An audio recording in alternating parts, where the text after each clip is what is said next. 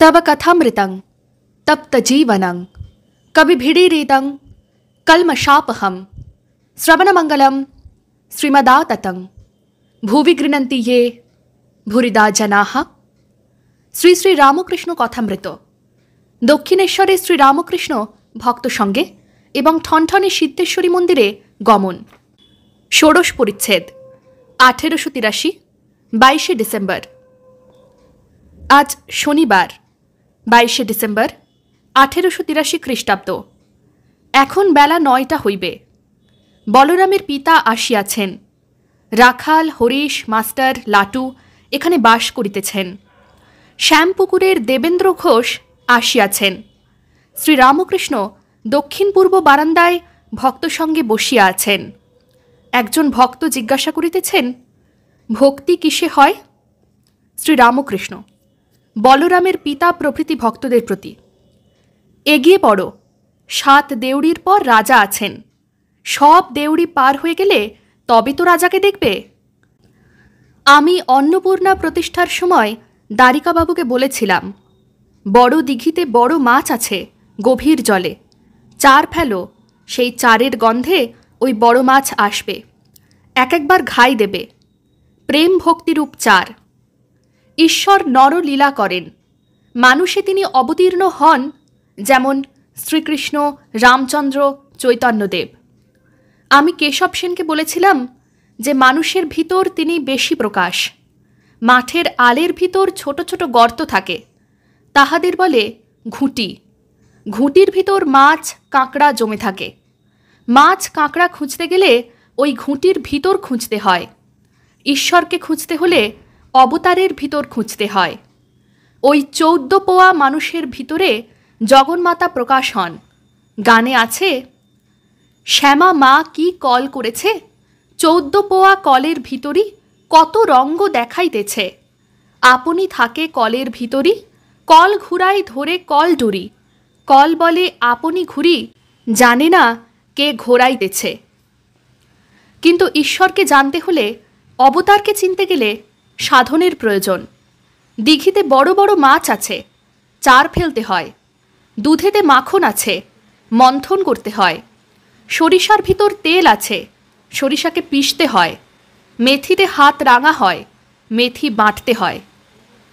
ভক্ত শ্রীরামকৃষ্ণের প্রতি, আচ্ছা তিনি সাকার না নিরাকার? শ্রীরামকৃষ্ণ, দাঁড়াও, আগে কলকাতায় যাও, তবে তো জানবে কোথায় গড়ের মাঠ, কোথায় এশিয়াটিক সোসাইটি, কোথায় বাঙাল ব্যাংক। খড়দা বামুনপাড়া যেতে হলে আগে তো খড়দায় পৌঁছতে হবে। নিরাকার সাধনা হবে না কেন? তবে বড় কঠিন। কামিনী কাঞ্চন ত্যাগ না হলে হয় না। বাহিরে ত্যাগ, আবার ভিতরেও ত্যাগ। বিষয়বুদ্ধির লেশমাত্র থাকলে হবে না। সাকার সাধনা সোজা, তবে তেমন সোজা নয়। নিরাকার সাধনা, জ্ঞানযোগের সাধনা ভক্তদের কাছে বলতে নাই। অনেক কষ্টে একটু ভক্তি হচ্ছে, সব স্বপ্নবৎ বললে ভক্তির হানি হয়। কবির দাস নিরাকারবাদী, শিব, কালী, কৃষ্ণ এদের মানত না। কবির বলতো, কালী চাল কলা খান। কৃষ্ণ গোপীদের হাততালিতে বানর নাচ নাচতেন। সকলের হাস্য। নিরাকার সাধক হয়তো আগে দশভুজা দর্শন করলে, তারপর চতুর্ভুজ, তারপর দ্বিভুজ গোপাল, শেষে অখণ্ড জ্যোতি দর্শন করে তাহাতে লীন। দত্তাত্রেয়, জড়ভরত ব্রহ্মদর্শনের পর আর ফেরে নাই। এইরূপ আছে।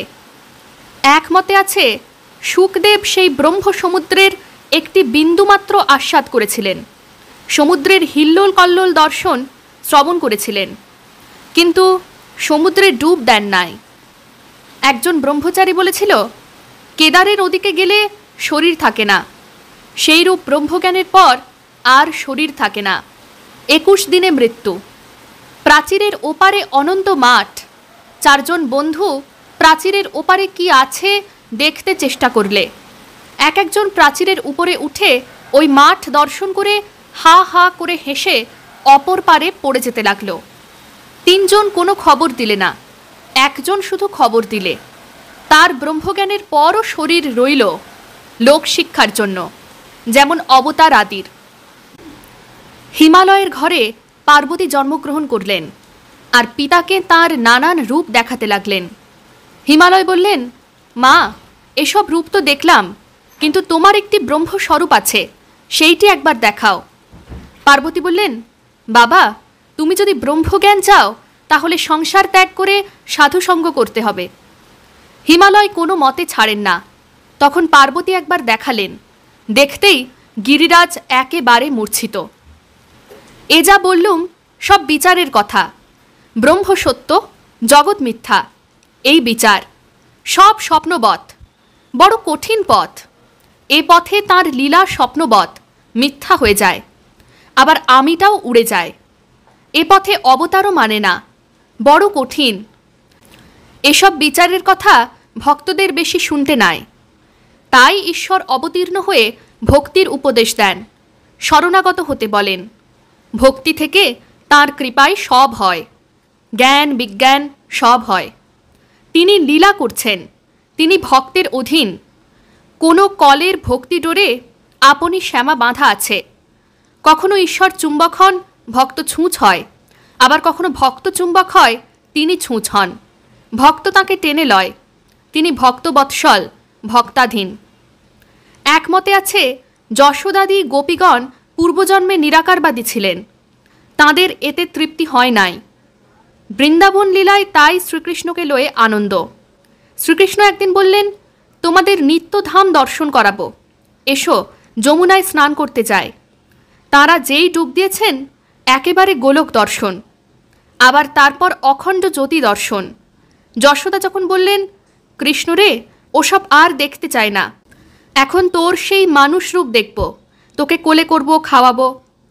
তাই অবতারে তিনি বেশি প্রকাশ।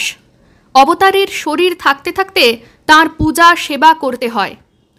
সে যে কোঠার ভিতর চোর কুঠুরি, ভোর হলে সে লুকা বেড়ে। অবতারকে সকলে চিনতে পারে না।